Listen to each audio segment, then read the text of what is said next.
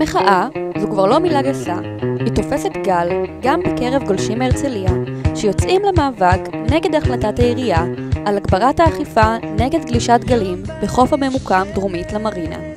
לפני מספר שנים הוחלט בעירייה לאסור על גלישת גלים בחוף זה, והפיכתו לחוף המיועד לסירות ואופנועי ים בלבד. הגולשים החליטו למחות ולהפגין בתקווה לשנות את החלטת העירייה. למה חוף שלם לאופנועי ים? איזה 30 אופנועי ים מקבלים חוף שלם, איפה נשמע דבר כזה? זה טיפשי. מתוך המרינה, כמו כל כלי שייט אחר, הם יכולים לצאת.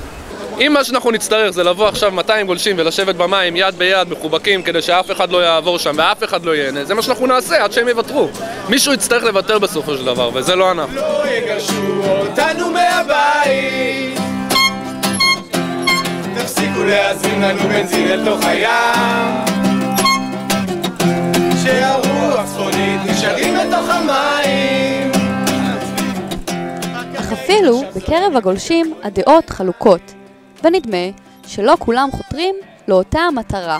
החוק הזה אומנם לא נעים, אבל הוא צודק, והוא, איך אומרים, הוא must, כי תאונות לא חסר, וזה מקור לתאונות, וחייבים לעשות את ההפרדה הזאת. פנינו לעיריית הרצליה בניסיון להבין איפה כן אפשר לגלוש. יש לנו 7,200 מטרים של חופים בעיר הרצליה, מתוכם 150 כפול 7 חופים מוכרזים. כל השאר נקרא לא מוכרז או מוכרז כאסור, שם אפשר. אנחנו רוצים לשמור על החיים שלהם קודם כל, של בעלי האופנועים מספר 2, ומספר 3 שלא יתבעו לא בטט ולא בטף את אף אחד. לא ברור מה יעלה בגורלו של החוף הדרומי ומבקריו, אך דבר אחד בטוח, מוכר הארטיקים המקומי לא הולך לשום מקום. וכן היא והגשם שלי